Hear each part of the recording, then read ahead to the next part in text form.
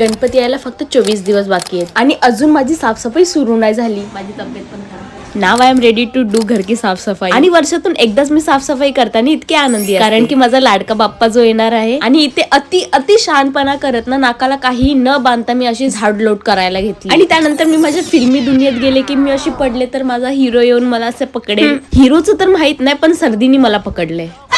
आणि काचेच्या वाटीमध्ये मी कधी काय खाल्ले असं मला आठवतच नाही. आणि आज मला माहित पडलं की मी किती अमीर आहे. आमच्या घरात काचेचे कप आहेत. पण काय फायदा, ते फक्त शोपीस साठी. साफसफाई करता ना मला माझ्या फादर आणि मदरचा जुना फोटो, आणि हा माझ्या पप्पांचा ना खूप जुना फोटो आहे श्रावण महिन्यातला. आणि हे जे तुम्हाला एस्थेटिक ज्वेलरी ठेवायचं बॉक्स दिसतंय त्यामध्ये कपडे सुकवायचे चिमटे ठेवल्यात माझ्या मातोश्रींनी. मतलब दिल से ये आवाज आ रही है की कैसे कैसे लोग रहते हैं इस घर में. आणि इथे मी काळजावर दगड ठेवून ही काचेची भांडी घासायला नेते. एकदम काळजीपूर्वक मी ती भांडी घासलेली. आणि हे सगळं ना रिअरेंज करता माझ्याकडून